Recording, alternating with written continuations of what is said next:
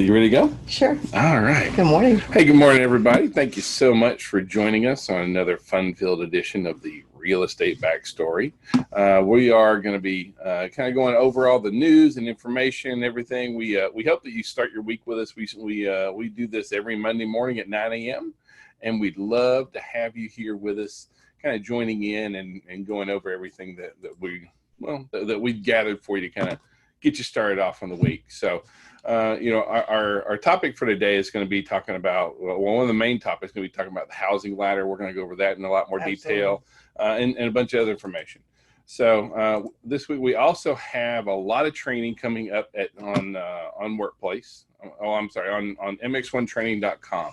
So today at 10, we have the Maximum One Health Insurance webinar coming up again at 10 o'clock. So right after this, if you are in need of health insurance as a real estate professional, it's kind of a trick to get. Mm-hmm. And so we have worked out some deals with Clearwater Health. So that's coming up. At 1 o'clock today is Licensed Law for Agents. Then we have an introduction to Transaction Desk tomorrow, effective negotiating on Wednesday, as well as staging. And then this week on our Tech Thursday, which is every Thursday at 10 a.m., we're going over Vulcan 7, and our very own Wordsworth is going to be carrying us through that kind of thing. Excuse me. So again, our healthcare webinar starts today at 10. I hope that you'll join in. This is our second webinar. We had one last Monday as well, kind of thing. myagенthealth.com. It starts at 10 o'clock this morning, and basically it is catered toward all your 1099 employee or 1099 earners. Yeah. So we all know that it's difficult to get health insurance out there, and the level of health coverage depends on what you would like to do. So you can get as high as a Cadillac or something as just bare necessities. Yeah, so generic, how you like it. Yeah, but at least it provides some type of coverage if you want it. Yeah.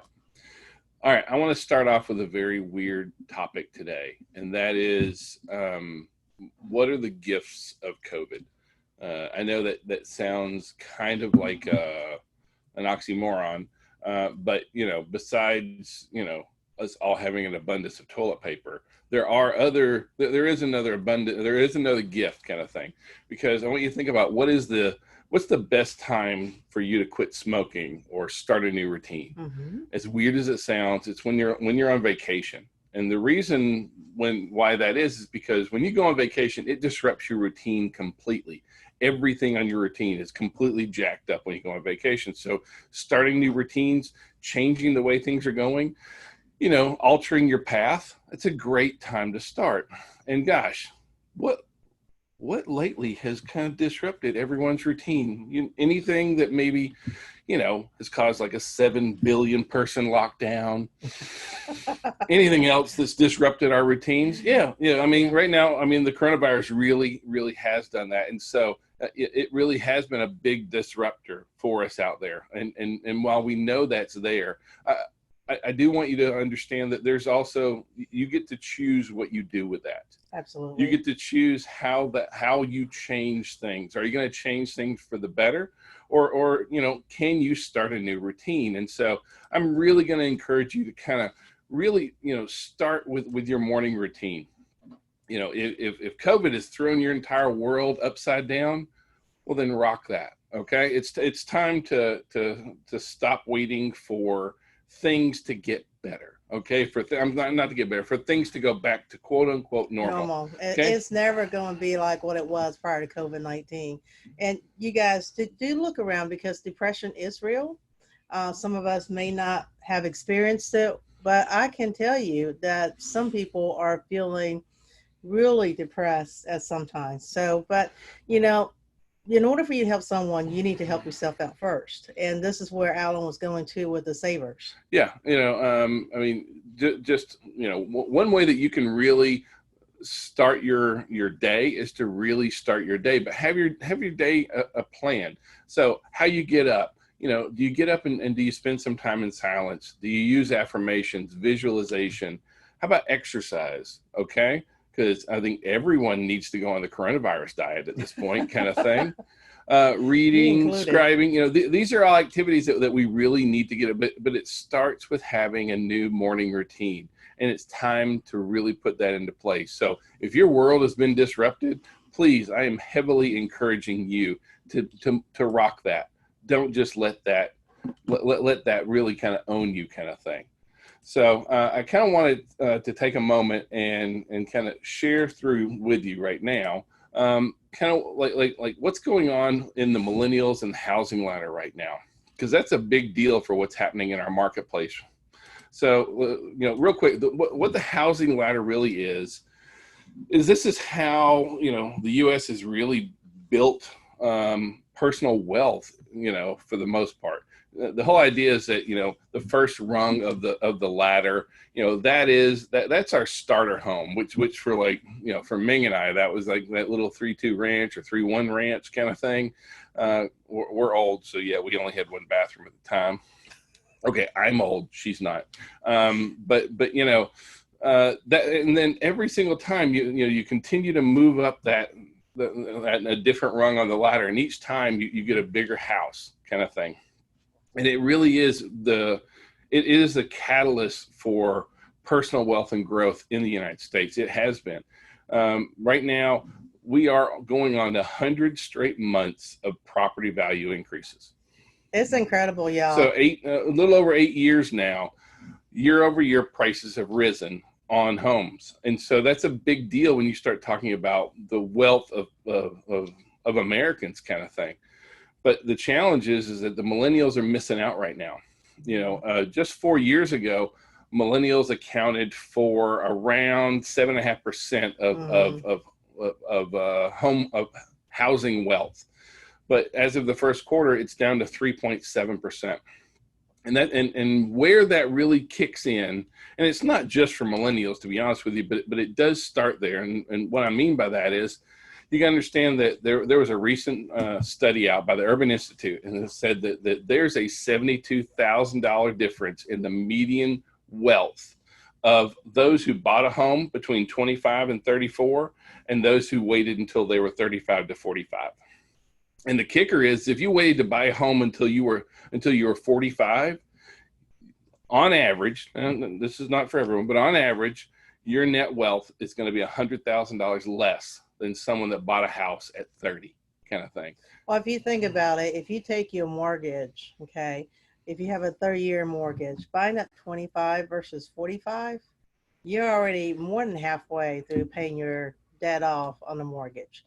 So this is where the wealth is coming from, the difference, right, versus rental. But we got to understand that time, it really is important, and especially with the millennials. The millennials are buying homes later and later in life. Right now, the average first-time buyer is, I believe, 32 or 33 years old. And they're right at that cusp of when it's going to really start affecting where they fall on that property ladder and how much wealth that they accumulate over their lifetime, kind of thing. And if we really care about our clients, we really care about folks, we're going to share that information. Right. This next one is a homeowner's net worth is 44 times greater than a renter's. Okay. 44 times. Okay. That's not like it's a little bit better. No, that is drastically better than a renter. And so, sometimes we end up with that whole rich dad, poor dad kind of mentality. Some of our clients have not been raised to understand that there really is a lot of wealth in home ownership, and it's very important that we are the educators here. We have to let folks understand what the power of home ownership really does bring to them, because it's not necessarily just financial. There are some real wonderful non-financial benefits to home ownership. 93% said owning a home made them happier. Now, this doesn't tell us why. Depends on the day, because if I don't have to mow the grass, yeah, not so happy. I'm not that great. 88% agreed that buying a home is the best decision they ever made. Almost 90% of the people said owning a home was the best decision they made, and 79% believe that owning a home has changed them for the better.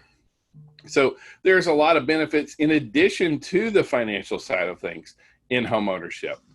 And as weird as it sounds, as crazy as you think this is, homes are more affordable now than they've been, in years.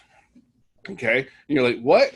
Home prices have continued to increase. Rise. They have. There's no doubt it has. We just said, that we're going on 8.5 years of constant price increases. But what else has really happened? Look at the mortgage rates right now. It's incredible. If you look at what the average income, or I'm sorry, for the average buyer, homeowner, 20% of their monthly income goes towards housing. For the average renter, almost 30% of the average renter's income goes towards housing. So you want to save 10% of your monthly earnings, buy a house. Yeah. And where the interest rates are right now, it's phenomenal kind of thing. And so it's very important that we understand that. So yes, this is one of those very unique, fun, interesting times that is really great to be a buyer and really great to be a seller kind of thing as well. Because our sellers going to get really good money for their homes right now, and property values continue to increase. At the same time, with the way the interest rates are, it's a wonderful time to buy. Our home affordability really is through the roof right now, as odd as that sounds. And agent, if you want, you can use this segment and be part of your buyer consultation, first-time home buyer seminar, because all these information is available to you. Yeah, we always share these. So in Georgia, the last time that homes were this affordable was over 2 years ago. So if you buy a home right now, it's like you bought a home 2 years ago. Okay, so you're almost walking in with equity kind of thing. So it hasn't been this affordable since 2018 in Georgia here. But you can see what everything in the whole U.S. is kind of thing. So you are hearing about affordability across the spectrum kind of thing, especially when you're talking about in the U.S., because it really does vary greatly. But luckily, we are in one of the 3 markets in the United States that is the most affordable metro, where home inventory is still available. So I know that we're in we have bidding wars just like everybody else, but when it comes to availability as well as affordability, we're at a great crossroads right there, because that's a really good thing for us to be, or a good place for us to be, rather. Try that. So 30-year mortgage rates stay below 3% this week. I know we sound like a broken record. But last week was 2.88. As you can see, this week is raised just a little bit, but really the amount is not significant enough to where you can afford to buy. If you have a great credit, you have decent income, I can tell you will get approved. Is the one that's slightly credit challenged, are the one that's going to be slightly unavailable right now. And but if they follow their lender's guideline, they can afford down the road. And understand COVID-19 has caused the lenders right now to be a little less risky, because the secondary mortgage and also the investor that are holding these loans are not willing to risk any more than they have to. Yeah. So we keep seeing that these rates are low, and they are. One thing that we're also seeing is that consumer pricing jumped, almost 1% in July, and so inflation is really going to affect our interest rates way more than most people realize. Low inflation keeps our interest rates low. So I really want our inflation to stay in check, because it's very, very important that happens for us, kind of thing. That being said, purchase applications were up again last week. So the previous week, purchase applications went 2% from the prior week. And then now we're up 2% from the week before. But that equates to nearly 22% higher than last year, because normally this time of year, purchase applications are doing, they're just dropping like a rock. Well, we're having our summer now, honestly, because of pent-up buyers and hesitant seller. So now the seller a little more comfortable. I went to see a property this weekend, and the listing agent was very good about providing a COVID-19 goodie bag, so to speak. They had a little booty, a little mask, and a little vinyl gloves. So if a client want to come in and touch things, at least they have gloves and stuff like that. So you guys might want to think about something like that for your client, and just put it in a cellophane bag. You can tell all product were new. Yep. All right. Now, one thing that is going to affect not us as much, but that you need to understand or know to be able to educate your clients is Fannie Freddie put in a 0.5 point fee for refis.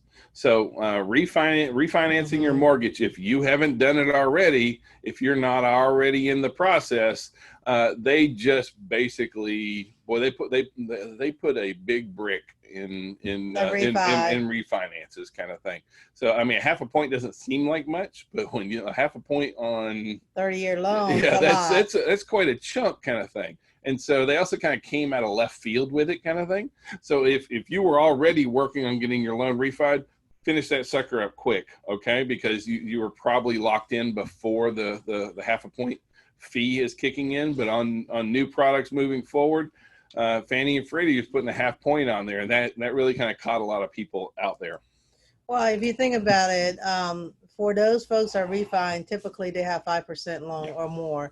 So now they're getting a less than 3%, and the investor's like, why would I want to refi something when I'm already getting a 5% interest on it? Yeah. So, and that's why. Now, we also had this big national lender. Now, they're not huge in Georgia here kind of thing, but United Wholesale Mortgage is really one of the big guys overall nationwide. And they rolled out a 1.99% mortgage, and which honestly sounds amazing. And it is amazing. If I ever thought that I was really going to see a a mortgage starting with a 1 as the first number, I would have thought it would have been in the teens, not at 1.99. But there are on anything. If you see this kind of stuff, make sure you educate your clients. This doesn't come without conditions, okay? First of all, you have to have really great credit. And the second part is you won't get a 1.99 without bringing money to close it. Right. You're going to have to buy down the points is how this one works. And on all these, sometimes your folks will want to buy down points, and that's okay. That's between them and the lender kind of thing. But when you see these things advertised out there, 1.99% mortgage, don't think that that's a 1.99% mortgage and that is good to go. Just like DPA program basically have add interest rate on top of what the normal average market is. So when you have DPA, it is not for free. The buyer is paying for it one way or the other. Yeah. So, just you have to look for the caveat. Look for little asterisks, the stars in down in the bottom corner kind of thing, because there's always something that goes along with that. A 1.99% doesn't just come, because they're nice guys, okay? They're going to make their money too. There's conditions. Always kind of thing. Mortgage forbearance dropped again this past week. It continues to decline. It fell to 7.4. It was at 7.6. And we're seeing more and more mortgages coming out of forbearance, which is a really good thing because that's been a concern with everything going on. Because honestly, the moratoriums have really kept foreclosures at almost non-existent. Yeah, really, they're pretty much gone right now. Right now, foreclosures, even though foreclosures weren't a big deal last year, foreclosures this year are 83% less than last year. Now, at some point, this is going to come home to roost. Right. But when some of these moratoriums, because of the different states and the different entities, we're looking at probably summer 2021 before some of these moratoriums end. So I don't see this coming in to really be a huge factor for us right now. Simply because there's so many of these moratoriums that's holding off on foreclosures at the moment. But the other side of that we need to make sure that we're preparing our clients for is that the scammers are out there. Anyone that's looking for mortgage assistance, folks that need help, the Federal Trade Commission right now has put out this big warning, and we've gotten several notices from them, just to help educate folks, because there is so many people out there, and it pisses me off, to be real honest with you, because it's really, really aggravating that these are people who are already hurting, already in danger, already scared, and don't know where to turn, and then these people are taking advantage of them. So we really need to make sure that we're educating our friends, our clients, our customers, and let them know that they need to deal just with their mortgage lender, no one else but their mortgage lender. And they have to, they need to make sure that that's exactly who they deal with, kind of thing. Well, make sure whoever their LO is, that if they have an assistant, that is being communicated with the buyer. Yeah. Okay. Because the so-called mortgage assistant are taking information to the buyer and basically stealing their identity. Yeah.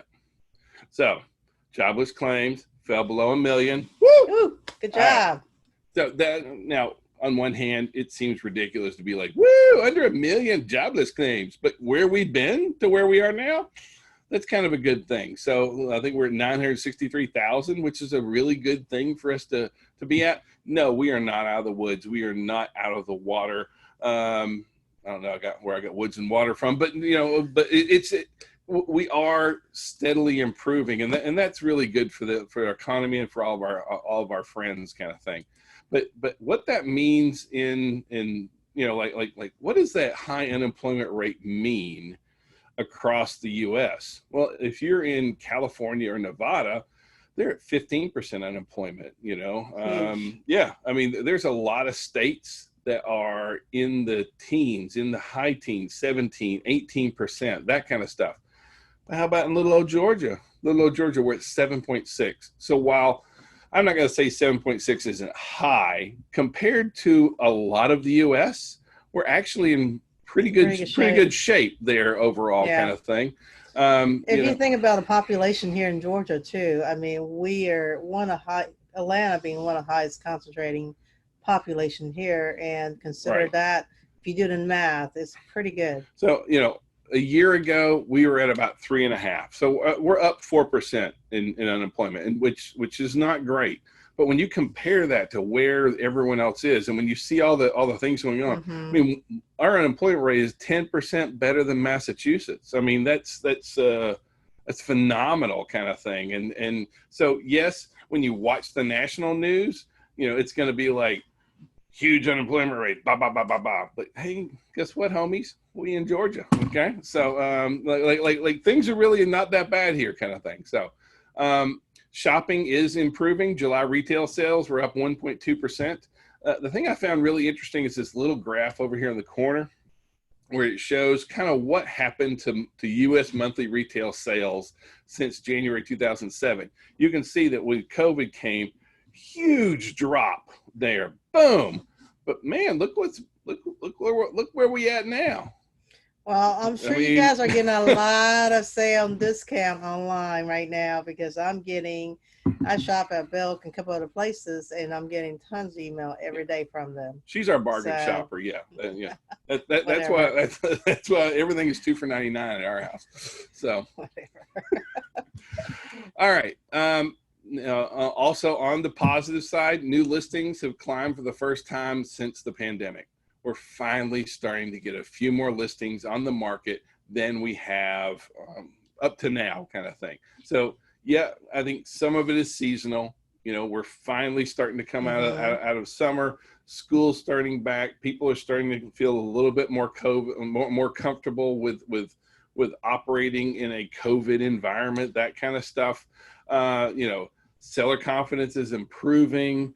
Prices continue to move up. And so, really we need this relief because we need more listings. We are looking, like the past 2 months and this month are probably gonna be the 3 best months that we've ever had in our company. But what stands to really hurt that is listings. So we need a lot more listings, kind of thing. The other thing is, if you look at where these listings are coming, boy, the activity in the suburban areas is really what's really shot it up, kind of thing. You can see that this is the total views from urban shoppers looking in suburban metros. You can see that continues to really ramp up, kind of thing. We are starting to see also some challenges to single family zoning, and this is one of those that sometimes folks get a little bit wound up on.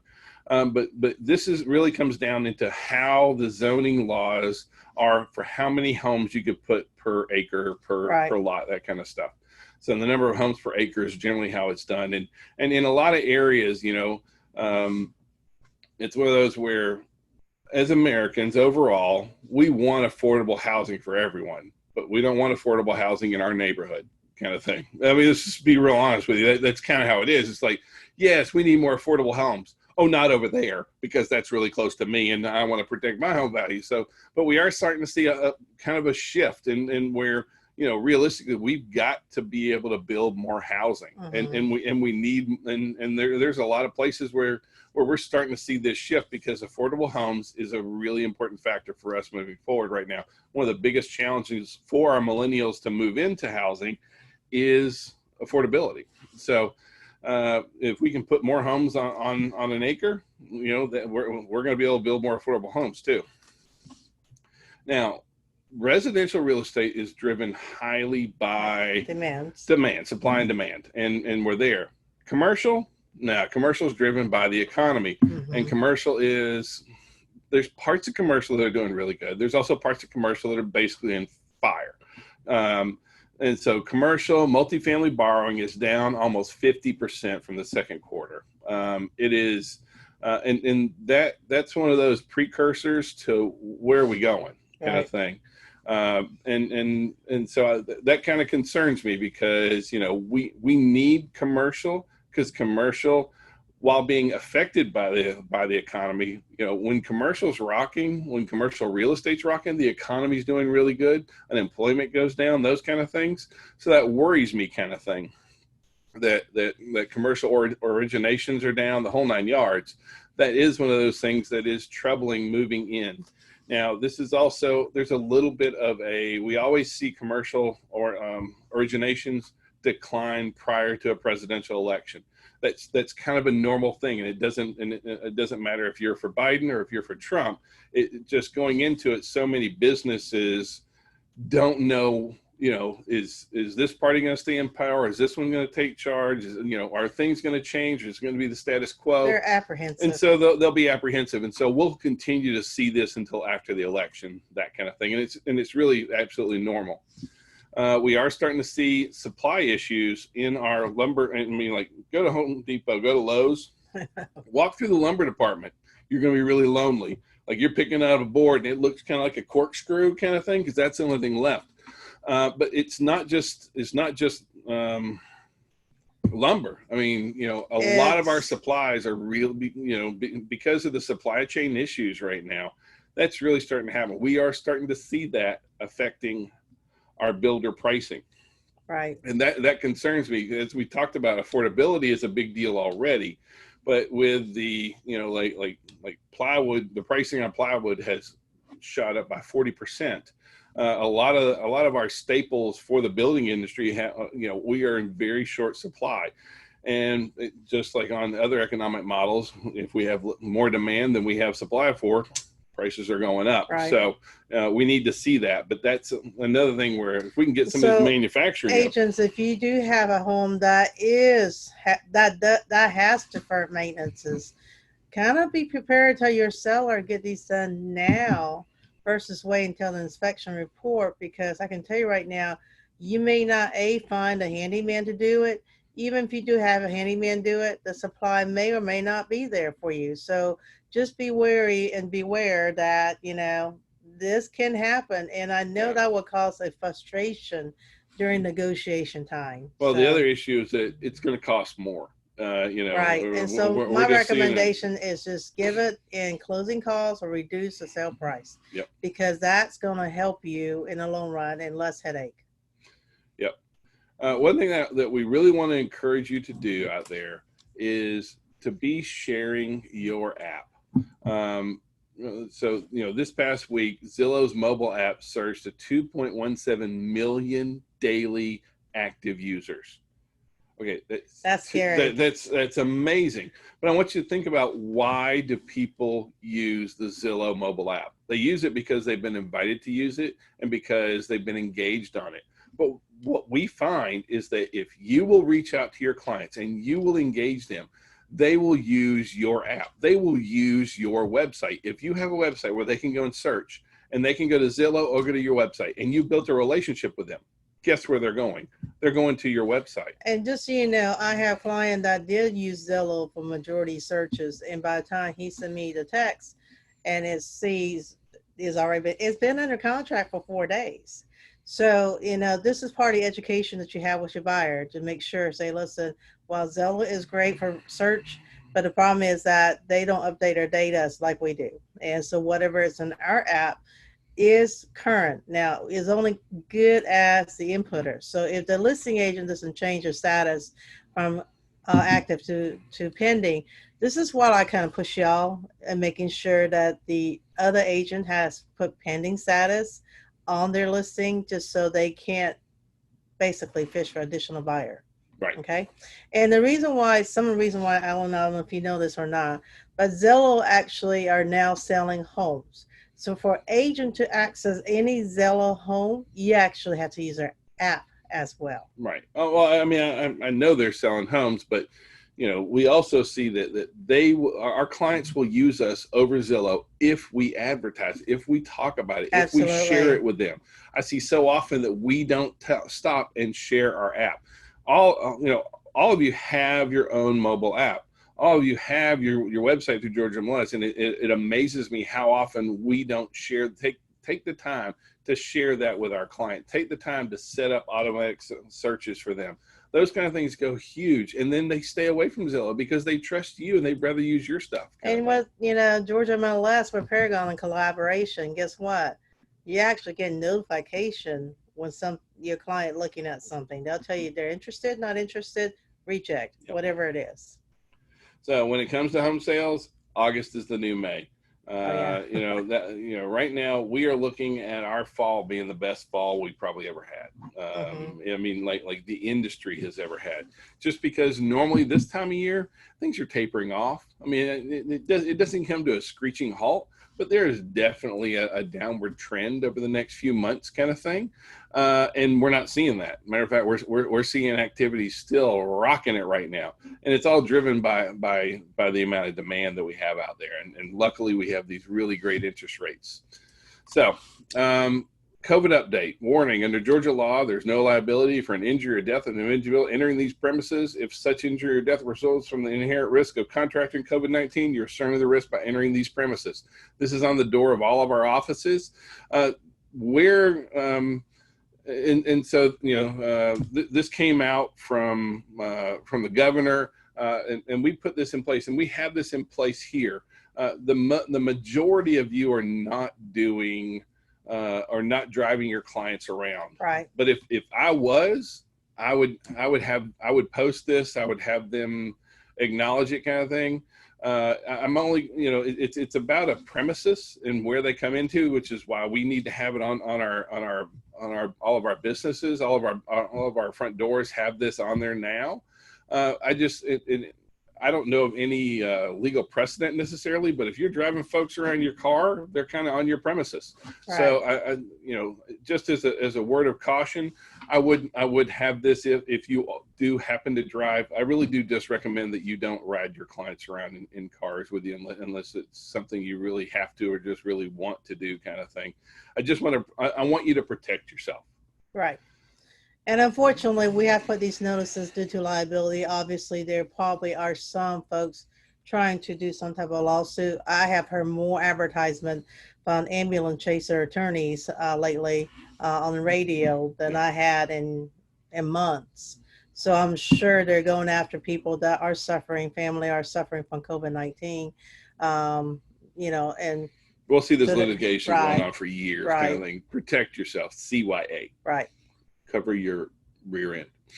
All right. We have the Success Summit that is going to be coming up later this month.